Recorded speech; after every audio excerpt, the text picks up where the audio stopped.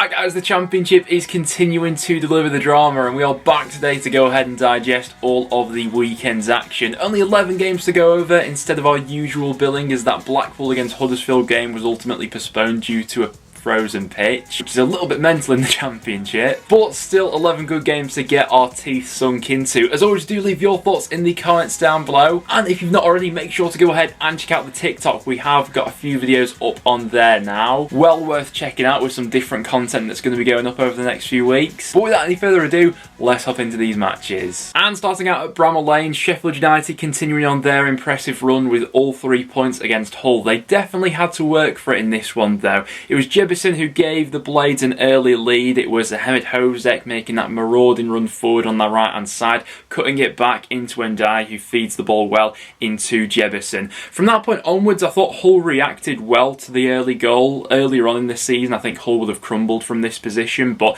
as we've seen under Rossini so far, they've been a lot more compact defensively and have been conceding less high quality chances. They also offered a goal threat and kept this one competitive throughout the whole 90 minutes. In the end, the tempers obviously flared up a little bit, and Tete was sent off, which ultimately scuppered any sort of comeback. But a good win for the Blades there, who are currently averaging 2.03 points per game, which if that was to be projected over an entire Championship season, they'd finish the season with 93 points. And for context, that Fulham side last season, who absolutely blitzed the Championship, only got 90 points. So that really speaks to the level that the Sheffield United side are playing at the moment. And, you know, they have been a bit overshadowed by how good Burnley have been, but comparing Sheffield United's point tallies now to previous champions of the Championship really speaks to how well they're doing at the moment. Next up then to Turf Moor for Burnley up against West Brom, and I thought I was so close to getting this score prediction correct. I had it down as a 1-1 draw. I thought that West Brom put up a really good fight in this one,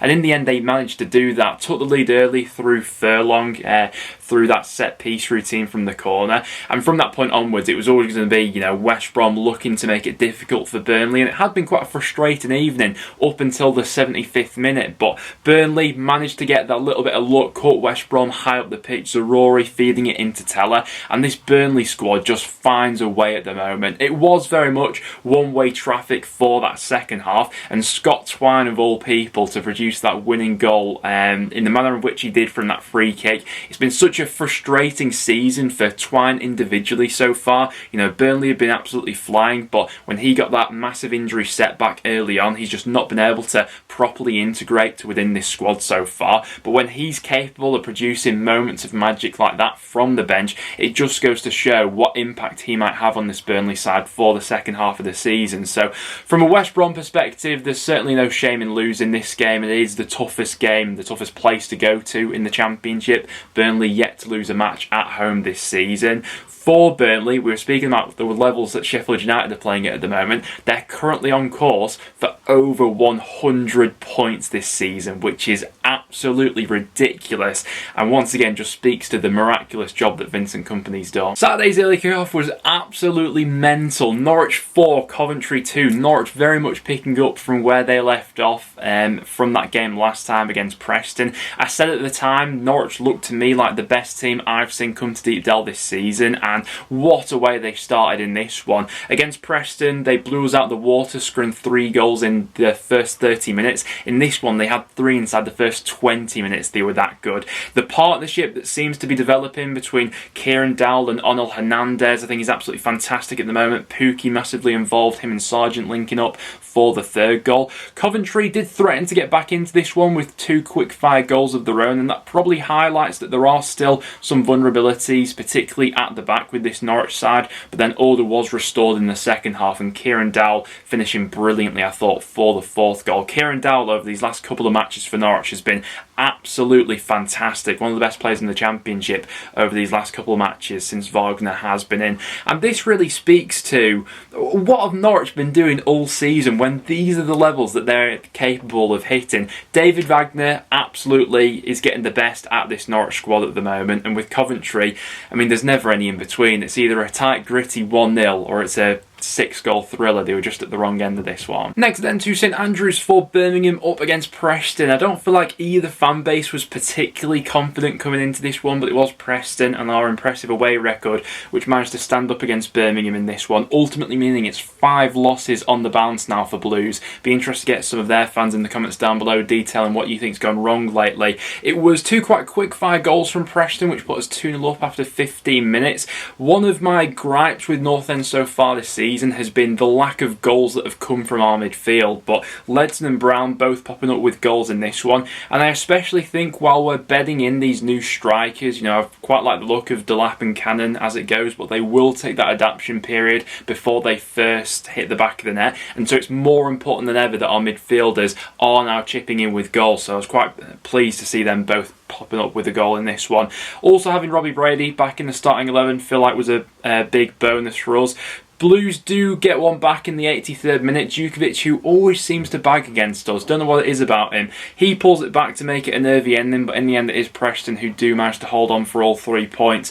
I, as a Preston fan, can't put my finger on it why we have been so useless at home this season but so competitive on the road, and Birmingham are having similar sorts of issues at the moment for consistency. Next then to Ashton Gate for Bristol City playing at a 1-1 draw with Blackburn Rovers. Finally Blackburn have gone ahead and drawn a championship match. It's ridiculous that it's taken us 28 game weeks to get until this point, but here we are.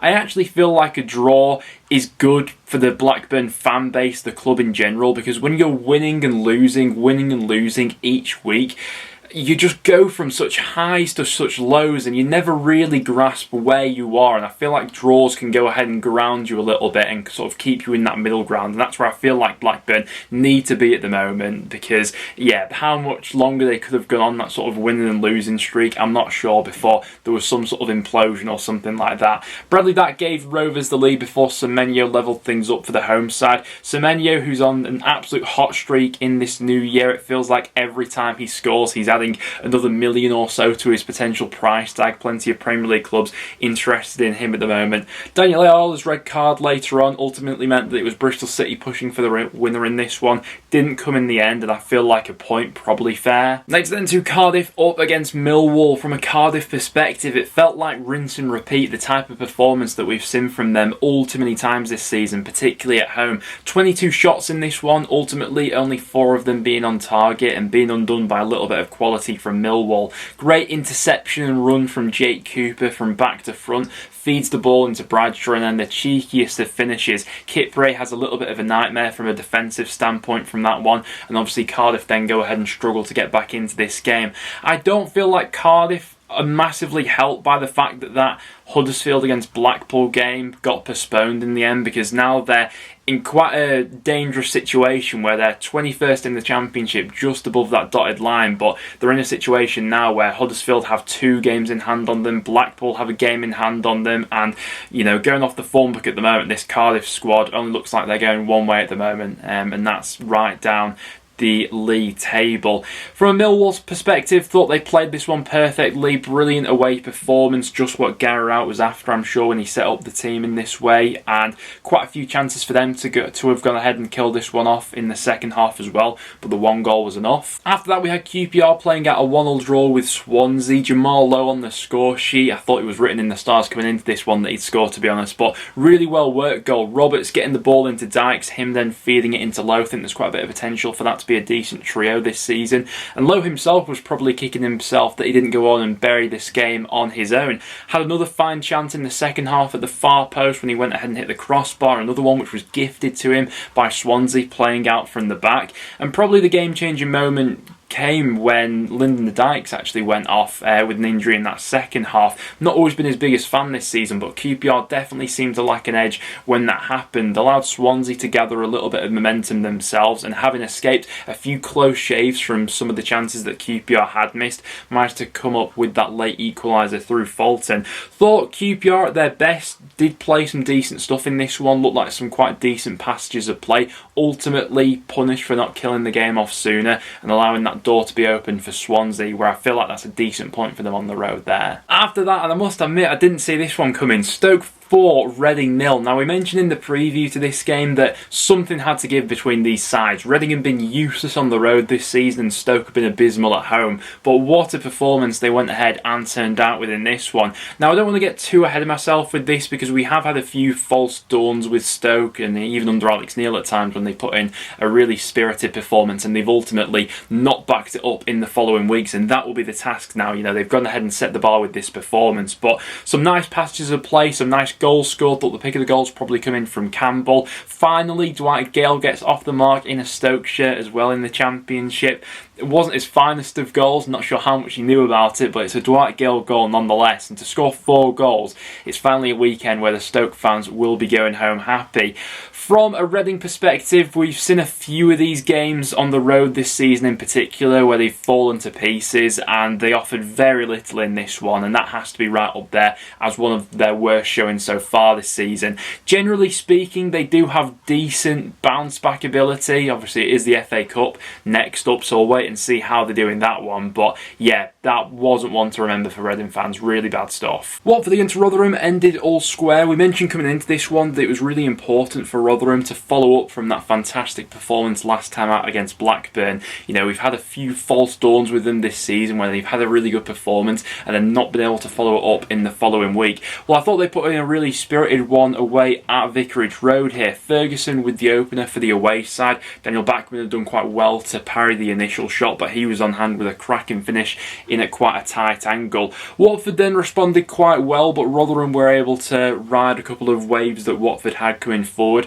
The Ferreira equaliser really well taken though, that marauding run from right back, and from that point onwards both teams had some decent chances to go on and win this one. Watford carried on pushing.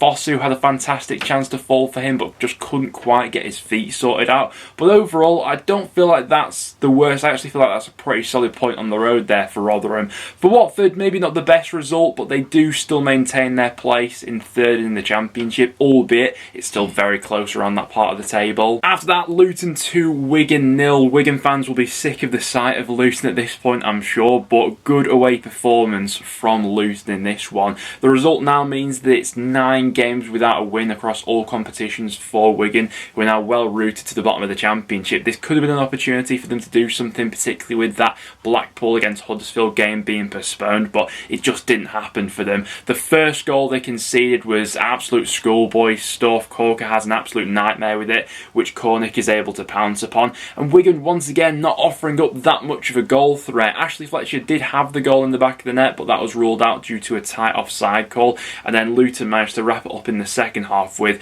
a really fluid and aesthetically pleasing goal, I have to say. 3 passes back to front, Cornick turning provider for Adebayo this time, and a good win for Luton on the road. But the problems are piling up for Wigan now, and as there's been no sort of managerial bounce under Toure, they're sort of left scratching their heads and at the same position they were a month or so ago. And then the last game we had going on was Sunderland 2, Middlesbrough 0. Quite the statement result here from Sunderland. We said going into this one that this will be a real test for Tony Mowbray's side and a real indicator of where this side is at this point in time. Thought the first half, while goalless, was a really entertaining one. Sunderland having the better chances, but Middlesbrough also causing a threat. Into the second half, that's when a little bit of the controversy kicks off. Sunderland take the lead through getting that penalty. Ross Stewart actually misses the penalty, has it saved, but follows in the rebound. Was it a penalty in the first place, though? It's been quite the hotly debated one already on social media.